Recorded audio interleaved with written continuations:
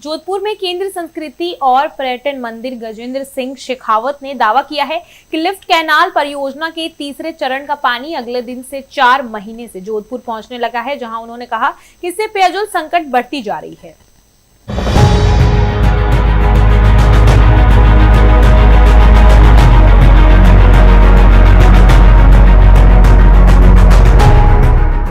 पिछली सरकार के समय में जिस तरह से इस तीसरे फेज को स्वीकृत करने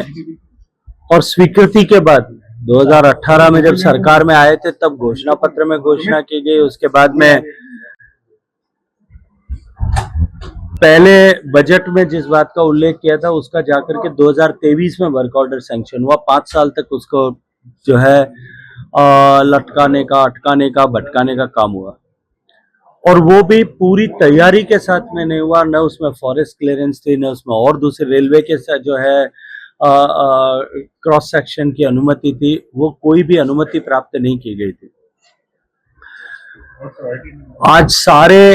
अवरोधों को दूर करने के बाद में अब लगभग हम उस मुकाम पर पहुंच गए हैं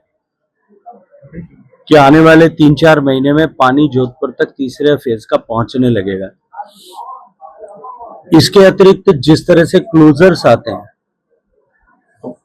और क्लोजर के समय में जो पानी का संकट, हमारी रिजर्वायर कैपेसिटीज कम होने के कारण से, डिमांड गर्मी में ज्यादा होने के कारण से जो हमारे सामने चुनौती आती है, इसके समाधान में के लिए मैंने जल शक्ति मंत्री रहते हुए 4 एस्केप रिजर्वायर बनाने के लिए भारत सरकार की तरफ से प्रोजेक्ट सैंक्शन किया था। रेवेन्यू के किसी कोर्ट केस को लेकर के इश्यू है, लेकिन उसके लिए भी आवश्यक निर्देश दिए हैं कि वो भी भर जाए ताकि आने वाले साल में हमको पानी की उपलब्धता को लेकर के क्लोजर के समय में भी किसी तरह की चुनौती और संकट न आए। मॉनसून के समय में जब यमुना में अथाह जल राशि बहती है तब एक हिस्सा राजस्थान का एक क्वांटिटी ऑफ वाटर जो है यमुना जल समझौते के तहत तय हुआ था और वो बरसात के 45 दिन में उसको ड्रॉ करके राजस्थान के शेखावटी क्षेत्र में, चूरू में, झुंझुनू में, सीकर में पेयजल के लिए और कुछ हद तक इरिगेशन के लिए उसका उपयोग हो, इसका एनविसाज किया गया था। लेकिन दुर्भाग्य से दोनों राज्यों के बीच सहमति न बन पाने के कारण से इतने वर्षों से यह प्रक्रिया न केवल लंबित थी,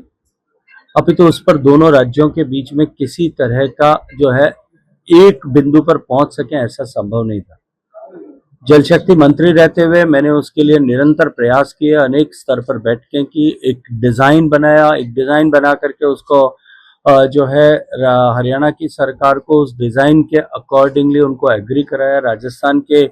सरकार के साथ में भी प्रयास किए, लेकिन तत्कालीन अशोक गहलोत सरकार, फिर मैं कहूंगा तो उनको शायद उसको तकलीफ होगी, लेकिन वो उस पर लगभग मौन बनी हुई बैठी रही। किसी तरह का प्रयास उन्होंने उसको लेकर के नहीं किया, किसी तरह का सहयोग भी अपेक्षित जो था वो भी उन्होंने नहीं किया। राजस्थान की जनता ने जब भारतीय जनता पार्टी को आशीर्वाद दिया, भजन लाल जी के नेतृत्व में सरकार बनी, तब हमने 15 दिन के अंदर ईआरसीपी के लिए भी राजस्थान मध्य प्रदेश के बीच में समझौता और हरियाणा और राजस्थान के बीच में समझौता मैंने अपनी उपस्थिति में मध्यस्थता करके मेरे कार्यालय में समझौता कराया था। डीपीआर बन गई है, अब डीपीआर पर दोनों राज्यों की सहमति बन गई है और मैं ये मानता हूं कि जिस दिन ये योजना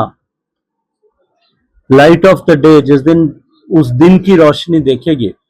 निश्चित रूप से पूरे शेखावटी क्षेत्र जो गंभीर पेयजल संकट से गुजर रहा है उसके लिए एक बड़ा वरदान जो है ये पानी का पहुंचना होगा। और इससे राजस्थान के अतिरिक्त भी हरियाणा के भी राजस्थान सीमा से लगते हुए 3 जिले जहां पानी की कमी है, जहां पीने का पानी और सिंचाई का संकट है, उनका भी हमेशा के लिए समाधान हो जाएगा। एक और पीएम के पर्यटन मंत्रालय के द्वारा अपने बजट से दी गई राशि के आधार पर सेलेक्टेड सेक्टर्स में viability gap funding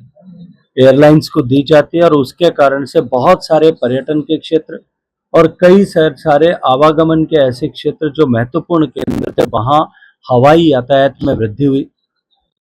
Jodhpur airport से उसके सेकंड फेज की भी जो है तैयारी प्रारंभ हुई है कि उसका सेकंड फेज से उसका माननीय प्रधानमंत्री जी उसका शुभारंभ करेंगे और निश्चित ही वो पर्यटन के दृष्टिकोण से भी, पर्यटन स्थलों पर जो है पहुंचने के दृष्टिकोण से भी अत्यंत महत्वपूर्ण होगा। आज हम उस मुकाम पे पहुंच गए कि जोधपुर का एयरपोर्ट टेक्निकली भी अपडेटेड एयरपोर्ट है और साथ साथ में जोधपुर का एयरपोर्ट जिसमें अब 6 एयरोब्रिज के साथ 12 एयरक्राफ्ट एक साथ में एक समय में खड़े हो सके।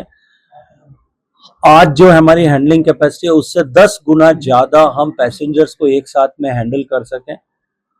इस तरह का टेक्निकली अपग्रेडेड जो है एयरपोर्ट हमने बनाने में सफलता प्राप्त की है और माननीय प्रधानमंत्री जी के द्वारा 4 तारीख को उसके